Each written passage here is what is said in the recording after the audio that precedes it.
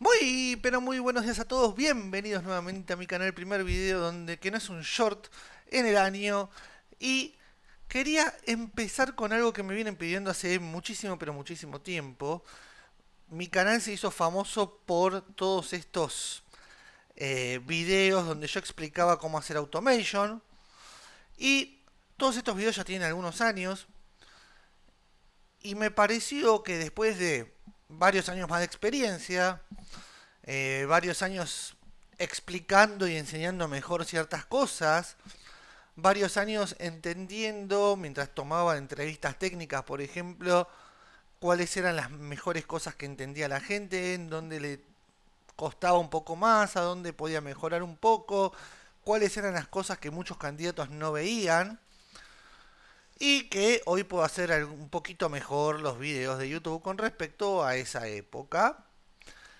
Dije, ¿por qué no hacer un reboot de todos estos cursos? Los cursos viejos van a quedar toda esa documentación que por ahora no la vamos a cubrir, que con el pasar de los videos vamos a ir haciendo nuevamente acá, van a seguir estando y van a seguir existiendo. No se preocupen, pero muchos me pedían que hiciera un curso mejor que los que ya estaban. Entonces me decidí a arrancar el 2022 de esta manera. Paréntesis, para mí sigue siendo 2020 con 2 años de experiencia esto, no sé para ustedes. Entonces, vamos a hacer esto así. Este primer video y probablemente el segundo van a ser comunes a dos ramas con las cuales vamos a empezar y que después pueden llegar a ser más. Como vamos a hablar de introducción a la automatización de pruebas, vamos a hablar de automation. Y más, al principio vamos a hablar más de Selenium, y Selenium se puede usar con varios lenguajes. Vamos a luego dividir en los dos grandes lenguajes que veo a la hora de hacer automation en muchas empresas, que son Java y Python. ¿Sí? Vamos a hacer esa división luego y quizá en algún momento surjan más cosas. ¿Sí? Otros lenguajes, otras cosas, iremos viéndolo. Pero lo importante de este curso es que la otra vez veíamos un concepto y había un montón de cosas que eran tipo, créanme que son así, y no se terminan de explicar ciertas cosas. O sea, yo creaba clases, creaba objetos, escribía nuevos paquetes, escribía un montón de cosas y no se entendía muy bien. Y también en cierta forma para hacer estas cosas quizá a veces no hay que entender el porqué de las cosas. Pero me parece que un buen profesional que aspira a ser un senior, que aspira a ser alguien realmente entendido en todo esto, debe entender el porqué de cada cosa, cómo funciona cada cosa y por qué las cosas se hacen de una manera y no se hacen de otra, ¿no? Si bien hay cosas que son discutibles, hacerlas de una manera o de otra dependiendo del momento y del lugar, ¿no? Entonces me decidí a empezar desde un principio, desde ciertas cuestiones teóricas, que son preguntas que yo muchas veces hago cuando hago entrevistas laborales, de por qué no automatizar, por qué querés automatizar esto, cuál es la ventaja de usar esto. Todo esto vamos a empezar a responderlo ahora. Obviamente, en los comentarios pueden dejar sus preguntas y quizás lo incluyamos en futuros videos. Bueno, muchas veces me pierdo de ponerme a responder todo, se pueden disculpar. Nada, así están las cosas. Así que bueno, sin más, arranquemos con esto. Bueno, ¿cómo va a ser el curso? ¿Cómo lo vamos a dividir? Vamos a hablar hoy de generalidades de la automatización. Lo vamos a ver tanto desde lo práctico como desde lo teórico. Cuando vayan surgiendo nuevos términos, iremos hablando de esos términos que son y vamos a tratar de hacerlo con el mayor detalle posible. ¿Sí? Cuando sale un concepto nuevo lo vamos a explicar y va a ser altamente práctico. O sea, van a ver, dentro de 2 o 3 videos van a ver mucho código y todo el tiempo van a ver código. ¿Por qué? Porque desde mi punto de vista, hoy un automation, un QA automation, es más un developer que un QA. Y ya van a ver por qué. O sea, si ustedes hacen QA más o menos, se pueden dedicar a automation. Si ustedes programan más o menos, les va a costar un montón. Y si no programan nada, les va a costar muchos montones. Así que vamos a tratar de explicar todos estos conceptos de programación, ¿sí? Video a video. Bien, entonces, ¿qué es la automatización de pruebas? Como lo dice su nombre, es crear un software que haga todas esas pruebas o una gran cantidad de esas pruebas que ustedes hacen manualmente sin que haya una persona generando esas pruebas. O sea, que directamente una máquina haga esas pruebas, llegue a una conclusión de que si la prueba da un resultado correcto o no, si hay algún bug o lo que fuere, sin intervención humana. Literalmente eso es automatizar pruebas. Lo mismo que hacían ustedes entrando y poniendo un usuario y una contraseña incorrecta para ver que no entró el sistema, bueno, no hay ninguna necesidad de que haya un humano haciendo eso, si hay una máquina que puede hacerlo, ¿no? ¿Cuáles son las ventajas? El fin de la repetición de pruebas, o sea, a ustedes cuando los mandan a hacer esas regresiones infinitas, una tras otra, tras otra, tras otra, que no los llevan a ningún lado, en vez de hacer eso, ponen a un software a hacer exactamente eso, porque al software no le importa hacer esto 1.000 millones de veces. Por eso puse en el segundo término, el cansancio vence al QA y no a las máquinas. Si ustedes quieren que una prueba se ejecute 50 veces por semana, ustedes pueden decir que embole, me busco otro laburo, pero al software no le importa ejecutarlo 50 veces por semana o ejecutarlo 2 millones de veces, le da lo mismo, es un software.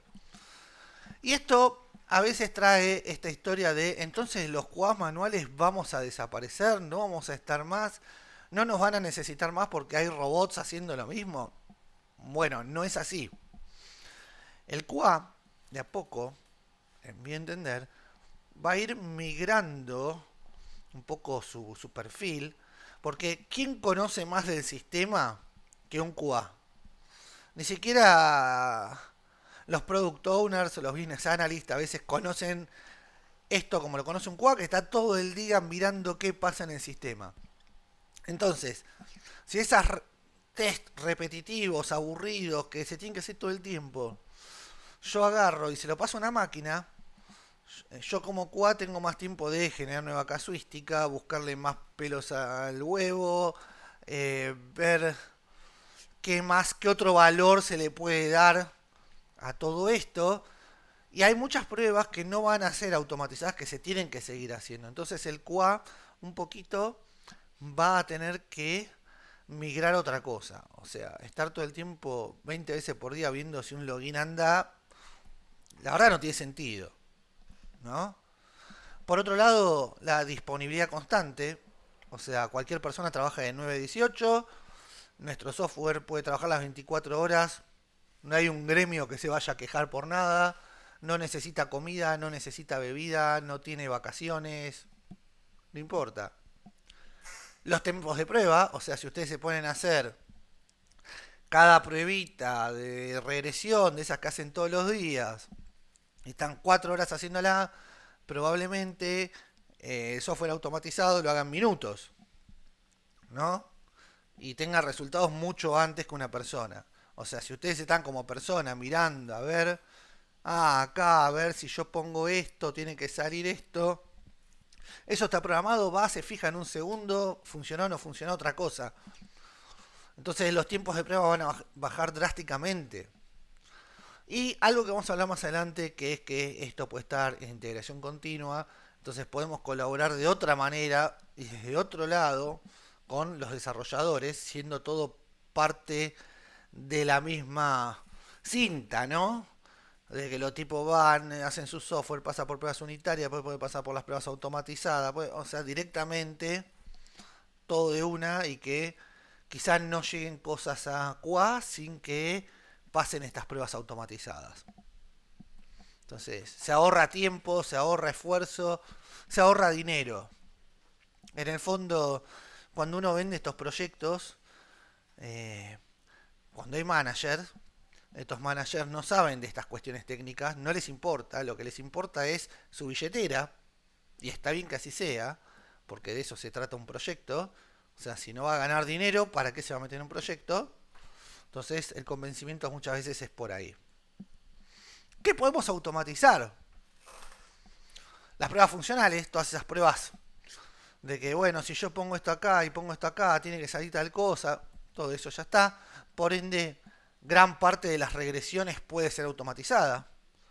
Por ende, podemos hacer pruebas así a granel para hacer un smoke test. Podemos automatizar las pruebas de API. Ya vamos a hablar de API si alguno todavía no conoce, pero calculo que todo QA hoy más o menos entiende de APIs. Y obviamente las pruebas unitarias, pero de eso se va a encargar más desarrollo que nosotros como QA Automation. Aunque hay proyectos donde se interviene. Poquitos, pero sucede. ¿Qué queremos automatizar? ¿No? Porque una cosa es qué podemos. ¿Qué queremos? ¿Cuáles son nuestras prioridades? ¿Por qué? ¿Qué es lo que queremos hacer con esto? Los primeros casos de alta repetición, si yo tengo que hacer una misma prueba un montón de veces, en vez de ponerme yo y estar todo el día, pim, pim, pim, a ver si esto funciona, se lo doy a una máquina y que lo ejecute las veces que se lo tenga que ejecutar. Y que lo máximo que yo tenga que hacer es probarme estas cosas, apretar un botón y que me lo pruebe. O sea, es sacarse el aburrimiento de encima también esto. Pruebas de alto riesgo. Este, y acá el resto de los ítems están un poquito emparentados. Hay que partir de algo, que es que la máquina no se equivoca y las personas sí. ¿Se entiende eso?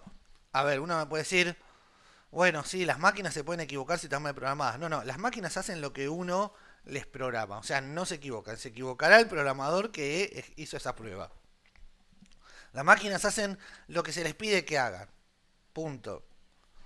Las personas se equivocan porque, no sé, se distrajo, tuvo un mal día, lo que sea, y en pruebas de alto riesgo donde no pueden haber errores, siempre es mejor una máquina que una persona. ¿Sí? Casos complejos, donde hay que hacer un montón de cálculos, obviamente la máquina va a hacer mejor todos esos cálculos que cualquier persona. ¿Sí? Y casos muy largos. Yo he visto en aseguradoras, por ejemplo, donde están completando formularios de 8, 10, 12 páginas hasta llegar a algo. Es terrible y uno empieza a estar propenso a cometer errores en cosas tan largas. Aparte, no sé, a la mitad de la prueba te levantaste a buscar café, volviste, tenés que ver por dónde andabas. Bueno, la máquina no, la máquina va y ejecuta lo que le piden que ejecute. Si es largo, es corto, es complejo, no es complejo, a la máquina no le importa. Porque si vos tenés que hacer para tu prueba multiplicaciones de 7 cifras contra 10 cifras, vas a estar con una calculadora o con un papelito y el virome y le podés llegar a errar. La máquina lo va a hacer en milésimas de segundo y no le va a errar nunca la cuenta. Punto. Entonces todo eso lo queremos, deseamos que sea automatizado, siempre. Entonces, pero esto también nos lleva a ciertos mitos, que yo he visto muchísimo. Y acá una aclaración, gran parte de este curso va a ser en base a mi experiencia de más de 10 años haciendo automatización de pruebas. Entonces, algunas cosas que veo es cuando dicen todas las pruebas son automatizables. Y esto lo he visto en equipos donde viene alguien y dice, eh, necesitamos una cobertura del 100% con casos automatizados. No va a suceder nunca eso. ¿Sí? Ahora vamos a hablar un poquito de esto. El segundo mito que vimos siempre es que las pruebas automatizadas son mejores que las manuales. Eso tiene varias aristas, ahora vamos a ir explicando todo. Si automatizamos vamos a obtener mayor calidad, discutible. Y automatizar tiene un rápido return of investment, o sea, que te vuelva la inversión muy rápido. Y acá, como les digo, todo depende del contexto. Todo depende del proyecto, todo depende de qué estemos hablando. En algunos casos se va a poder, en algunos casos no se va a poder, en algunos casos la calidad va a ser mayor si tenemos cosas automatizadas, en otros casos no. Hay que ver el proyecto, hay que ver qué es lo que se quiere hacer y y tengan en cuenta esto. Yo todo lo que les voy a mostrar son cuestiones genéricas durante el curso. O sea, no se lo tomen como la Biblia, ¿sí? No se lo tomen como la verdad absoluta. Tómenselo como una guía. No sé, para los que hicieron el ISTQB, verán que todo transcurre en una especie de mundo muy feliz, donde se puede hacer todo de acuerdo a ciertas reglas, pero después los que lo hicieron y estuvieron en varios proyectos se darán cuenta de que no se puede ir con el 100% de esas reglas todo el tiempo. Los que hicieron la certificación de Scrum les pasará lo mismo, que no se puede hacer un proyecto, o en la generalidad es imposible hacer un proyecto 100% como dicen esos manuales, sino que son guías. Y después hay que adaptarse, y el seniority muchas veces viene del lado de saber adaptarse a las circunstancias, lo cual no quiere decir que se pueda hacer cualquier cosa en cualquier caso, ¿no? Hay que mirar de a poquito, despacito, y entender qué pasa en cada caso. Vamos con lo primero, esto de que todas las pruebas son automatizables. A ver, en teoría podría ser que sí. Ahora, en muchos casos depende de tener una billetera ilimitada. O sea, si vos sos Google y podés contratar 10.000 automation para hacer lo que quieras porque tu billetera es totalmente ilimitada, puede ser. Ahora, no vale la pena automatizar absolutamente todo. Les voy a dar un ejemplo. Si ustedes tienen que entrar y ver que sale un cartelito verde a la izquierda de algo, porque así es cuando haces el login, ¿es automatizable? Es automatizable. ¿Vale la pena automatizar eso? No es funcionalidad, es que ese cartelito tiene que tener 280 píxeles por 152 alineado a la izquierda en un verde con este hexadecimal. No tiene ningún sentido ponerse a automatizar esas cosas. Automatizar funcionalidades, que la funcionalidad ande. No que salga que aparezca ese cartelito verde con todas esas instrucciones de cómo tiene que ser el cartelito verde, ¿se entiende? O sea, esas cosas son mejores hacerlas manuales. O sea, si yo me lo veo y veo un cartelito verde, listo, veo un cartelito verde. Punto, está el cartelito verde. No jodan. ¿Se entiende? No, no. Eh, es una pavada ponerse a automatizar eso. Lo segundo que dije es que las pruebas automatizadas son mejores que las manuales. Depende. Como les dije, en casos complejos, largos, qué sé yo, la automatización te va a dar la ventaja del no error. Ahora, ¿eso quiere decir que el QA manual se tiene que desentender de mirar esos lugares? No, porque muchas veces el QA manual... Porque el tema es así. Yo a las pruebas automatizadas les doy un scope. Busca esto, esto y esto. Ahora, muchas veces el QA manual entra y encuentra cosas que no tienen nada que ver ni siquiera con el caso de prueba. Lo cual puede hacer que se generen nuevos casos de prueba de acuerdo a esos hallazgos del QA. ¿Sí? Lo cual viene también con el tercer punto. Si automatizamos vamos a obtener mayor calidad.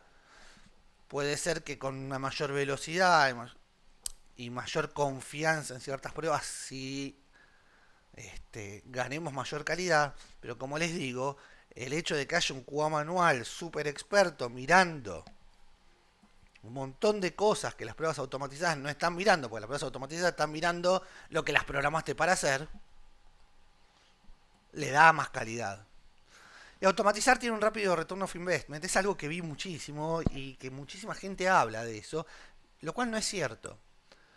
Porque a veces pueden pasar meses hasta que hay un producto de automatización usable que te dé una buena confianza o un buen porcentaje de casos automatizados que te den números significativos de cómo está andando el sistema. Y a veces durante esos meses, donde vos estás en pruebas de concepto, viendo cuál es la tecnología que querés usar, discusiones con el cliente, así, metiendo 3 casitos, 4 casitos, 2 casitos, cambiando cosas, plata que se va y alguien que está más arriba que no ve nada a cambio. ¿Sí? Entonces eso también pasa. Ahora vamos a hablar de que hay dos tipos de herramientas que se usan en automation. La primera, porque vamos a empezar por lo que no vamos a usar, spoiler, son las herramientas que se llaman Record and Play. Por ejemplo, Selenium IDE, que yo cuando empecé a hacer automation era lo único que existía. O si existía algo más nadie lo sabía, pero era esto, que era un plugin de Firefox. Lo que sea, otros son Catalón, que literalmente lo que vos haces es prender un grabadorcito una tecla de grabar y empezás a interactuar con el sitio que vos querés interactuar y queda todo grabado. Y después le pondrás alguna verificación de que la prueba pasó o no pasó. ¿Sí? ¿Qué ventajas tiene? Es sencillo crear pruebas. O sea, es muy fácil. Apretás grabar, pumba, grabaste y navegaste y nada, y ya está. Tiene una cobertura rápida porque grabo un caso, grabo dos casos, grabo tres casos, grabo 10 casos. Lo único que hice fue navegar por el sitio y agregar estas verificaciones. No se necesitan conocimientos de programación, no hay que programar nada, hay que grabar y navegar la página hacia donde dice la prueba que hay que hacerlo. Y hay un ramp up rápido, que es más fácil y que es más rápido que apretar un botón y navegar un sitio. Nada. Si esto fuera tan bueno, todos estaríamos usando esto. Y con esto diría, bueno, les explico cómo se usa Selenium IDE y nos vamos a casa. Pero quiero decirles que nada es tan fácil en esta vida. Esto tiene muchas desventajas. Esto es difícil de mantener en el tiempo. O sea, yo creo que un caso. Pues vamos a hacer casos sencillos de login. Vamos a crear todos los casos de login, grabando uno, grabando el otro, grabando el otro, grabando el otro. Grabo 10 casos de login. Con el tiempo, todo sistema se va modificando. Nunca un sistema es algo estático. Supongamos que mañana cambia todo el login. Hay que tirar todos esos casos a la miércoles. Grabar todo de nuevo. Ahora, como cada caso no comparte pasos o no los tiene juntos en un lado, ahora después vamos a hablar cuando hablemos de programación, todo esto, va a ser muy difícil mantener esto en el tiempo. O sea, casi cada tanto las cosas cambian y hay proyectos que ustedes sabrán que las cosas cambian todo el tiempo, empieza a ser costoso de mantener y que cada modificación muchas veces es tirar toda la basura y empezar a grabar todo de nuevo. Lo cual uno dice, bueno, qué sé yo, navego de nuevo las páginas. Cuando vos tenés 2000 casos y cada 2 o 3 semanas te modifican todo y tenés que regrabar todo, vas a decir, ¿por qué no hago esto manual y me dejo de joder con esto de querer grabar cosas, ¿no? Otra cosa es que a veces carece de flexibilidad. O sea, el caso hace esto y si querés otro caso tenés que hacer otro bloque y si querés otro caso tenés que hacer otro bloque. Es lo que hacen. Si querés compartir las ideas de uno con el otro se te complica. Y es limitado a lo que puede hacer esto, ¿no? Vos te podés limitar a lo que es navegar y verificar algo y nada más. Y si necesitas que no sea dependiente de datos vas a tener un problema. Y si necesitas cierta flexibilidad para obtener datos de algún lado, vas a tener un problema. Es muy estático todo esto. Por eso nunca recomiendo usar estos software de Record and Play. Son más fáciles, cualquier persona las puede usar, pero es mucho mejor, y entre nosotros, mucho más divertido, usar lo otro. Que son herramientas programables. Por ejemplo, Selenium, Cypress, que está tan en boga últimamente, Appium, pero hay muchísimos más.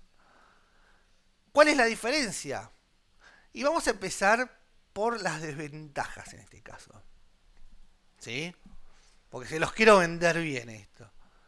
Se necesitan personas con conocimiento de programación, y esto es lo que les dije. Es más fácil a veces que un programador se dedique a esto que un QA. No desesperen si son QA que quieren meterse en esto. Aprendan a programar y yo los voy a ayudar. Y con el tiempo, y esto no es lo mismo que cuando arranqué hace muchos años, cada vez fueron siendo piezas de software más y más complejos, por lo cual se requirió de más y más conocimiento de programación para hacer esto. ¿Sí? El segundo problema es que al inicio hay que armar todo un framework, hay que armar todo un marco de trabajo sobre el cual se van a sostener todas nuestras pruebas y tiene que ser un marco de trabajo bien armado, bien programado, prolijo, que va a llevar muchas reuniones, que van a tener que ponerse gente de acuerdo con estándares, con muchas cosas. Por ende también el inicio es más costoso y también se tarda mucho más en ver resultados. Si yo me pongo a grabar pruebas con un Record and Play, En un día tengo 80 pruebas, se lo mostrás a un gerente y decís, mirá cómo corren estas pruebas y te decís, qué genio. Acá a veces puedes estar más de un mes sin mostrar nada. ¿Se entiende cuál es el problema? Pero todas estas desventajas se solucionan con todas estas ventajas. O se ponen un contrapeso con todas estas ventajas. La primera es la flexibilidad total. Si lo podés programar, lo puedes hacer. Detrás de tus pruebas hay código. Y si hay código, todo lo que sea programable se puede hacer y listo. Y ya no tenés limitaciones de no, esto no, porque esto es lo que me deja hacer la herramienta de Record and Play. Acá podemos hacer lo que se nos cante. Si podemos programar, podemos hacer lo que se nos cante. Adaptación sencilla al cambio. El día que te cambian todo el login y te cambian todo, con poquitas líneas de código que cambiaste, modificaste todo y todo sigue andando. O sea, pues los cambios van a existir. O sea, en todo sistema y en todo proyecto en el que estén, salvo que sea algo de mantenimiento, que no lo toca a nadie por error, cambios van a haber todo el tiempo. Y los cambios son bienvenidos, ¿no? Manual de Scrum y todo eso. Entonces, en vez de tirar un montón de casos a la basura y grabarlos de nuevo, si yo puedo modificar 4 líneas de código y todo va a seguir andando, nada. El tercero es que una vez que ese marco que dijimos que tarda en hacerse, que hay que ponerse a ver un montón de cosas, tecnologías, estándares, reuniones con gente, ponerse todos de acuerdo en cómo vamos a codear, qué vamos a codear, para qué. Una vez que está todo eso, la velocidad se incrementa muchísimo. Después van a ver que van a ser un montón de casos y que casi todos esos casos hay código que va a ser reutilizable y van a reutilizar cosas todo el tiempo y cada vez van a ser más rápidos los nuevos casos. Otra cosa es personal mejor capacitado, o sea, todos queremos capacitarnos en el área de IT y el que no quiere capacitarse constantemente en el área de IT eligió mal su carrera y debería dedicarse probablemente a otra cosa, pues le va a pasar mal en esto. Si alguien es QA y yo te digo, mirá, pero en unos meses con esto ya podés empezar a entender bien cómo se programa, vas a poder hablar con los desarrolladores de otra manera, con conocimiento de causa, con entendimiento, quizá el día de mañana te quieras pasar de QA a desarrollo y acá hay una beta, te puedes dedicar a automation, que según me dijeron paga bien, no lo sé. O sea, te vas a capacitar, vas a aprender cosas nuevas, vas a saber cosas nuevas. Ganan todos por todos lados. Y la posibilidad de hacer casi cualquier cosa. O sea, lo que les decía antes, si lo podés programar, lo podés hacer. O sea, si es programable, puede estar en tu sistema. No hay casi limitaciones, ¿se entiende? Por último, vamos a dejar esto por el día de hoy. Voy a poner esto acá para que se vea bien todo. ¿Qué herramientas vamos a usar este curso? Así muy a grosso modo. Después, en cada una de las ramas voy a ser más específico, ¿sí? En principio el curso lo vamos a dividir en dos. Vamos a hacer cosas en Python, cosas en Java, que lo vamos a ir dividiendo. Y vamos a ver como primer framework de automatización, y quizá lo vamos a ver por mucho tiempo, Selenium, que sigue siendo un estándar de mercado, ¿sí? ¿Por qué elegí Java y Python? Bueno, piense lo que uno quiere pensar, pero de los últimos 10 lugares donde estuve hablando de automation, en 8 seguían hablando de Java. Y Python lo elegí porque mucha gente que nunca programó en su vida va a ver Python como algo sencillo, como algo fácil y algo amigable, que Java no lo es tanto, no es tan difícil, pero es mucho menos amigable que Python.